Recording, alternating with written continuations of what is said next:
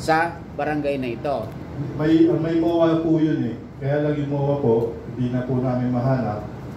Yung MOA po yun, nakalagay po doon na yung pag-construct ni Congressman Ray Calalay doon, caps on the block, na makikingabang yung mga area ng mga barangay, Paraiso, Mariblo, Damayan. So, sino po ang binigyan noon talagang barangay? Mariblo or Paraiso? Mariblo po. Mariblo. So, wala nga po talagang barangay ng Paraiso. Kaya nga po, ibig sabihin lang po noon, meron yung documents na magpapatunay na ito ay ginawa ni Congressman Ray Calalay for Barangay Mariblo. Tama po ba? Opo. Okay. Kasi po, pag ang isang infrastructure ibinibigay sa isang barangay, kasama na po sa property, may index card na yung sa treasurer at nasa GSO yan, nakasama po sa maging liability ng barangay, maintenance, mga ganon. So, tiningnan nyo po bang record ng GSD na yung particular property na yan na ginawa dati ni Congressman Ray Calalay ay naka-charge ba sa Barangay Mariblo? Hindi, binigyan ko lang po kayo ng idea kasi all infrastructures na binibigay sa barangay, document yan, the donation or whatever na binigay na ng sino yung nagpagawa for the barangay. And then, kasama na po sa kanya, sa barangay na yung property liability. Kaya ang una nyong dapat tingnan, doon sa GSD na kung yung barangay, yung property na yan is sino ba talaga ang may-ari na inuokupahan naman ng Barangay Paraiso at the time, di po ba? Na yun na, kailangan natin turuan namin kayo para kasi wala ang research eh. I-research nyo doon sa GSD. Kasi mula nung si Romy de la Cruz ang naging kapitan ng Barangay Paraiso, doon ko siya nakikita nag-opisina eh. Diba? Hanggang namatay na yung treasurer niya. Barangay Baytoro rin kasi po ako, kaya alam ko po yun. Ano, ha? Kaya try to check sa GSD po kung mayroong silang record about the property. Kung kanino ba talaga assign o binigay.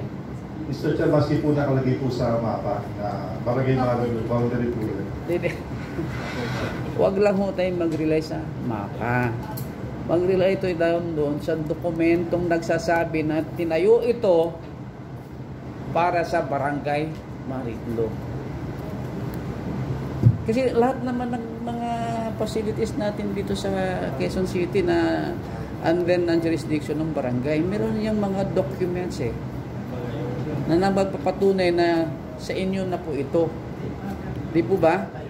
Yan. Yun lang naman ang advice ko, no? Pero hindi naman namin sinasabi hindi namin ito actionan. Additional lang po yun suggestion.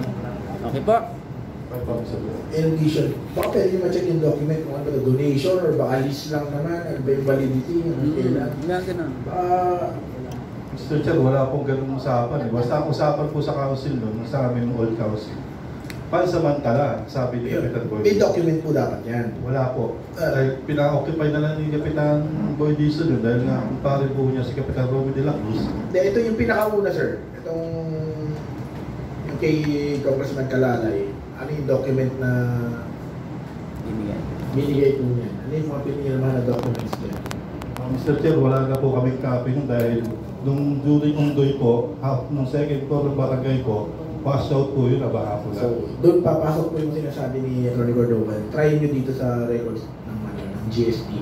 Okay. Kung ano po yung document na Kasi kung lease lang yan, definitely may ano lang yan, may period. Ilang years lang naman ang lease. 10 years, 20 years. Ito, lagpas na eh. So baka naman doon, naglakas na yun.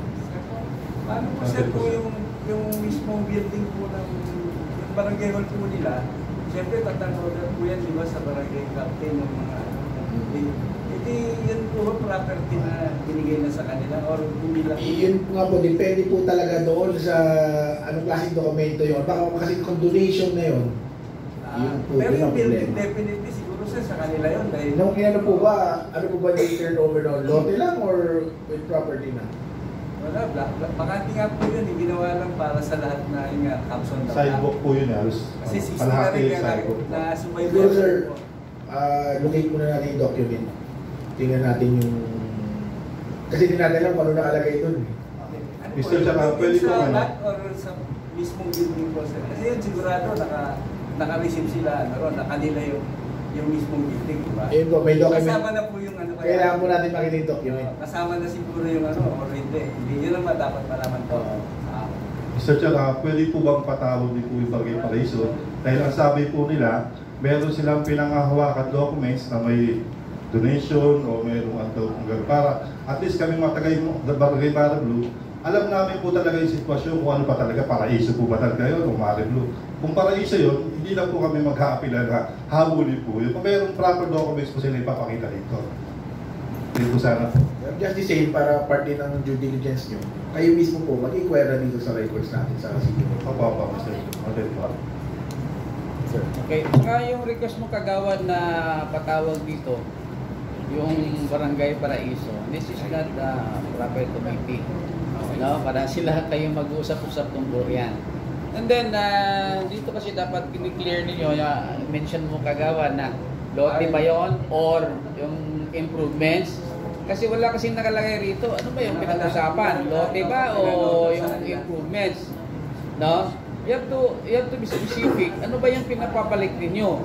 Yung lote o yung itinayo na facilities?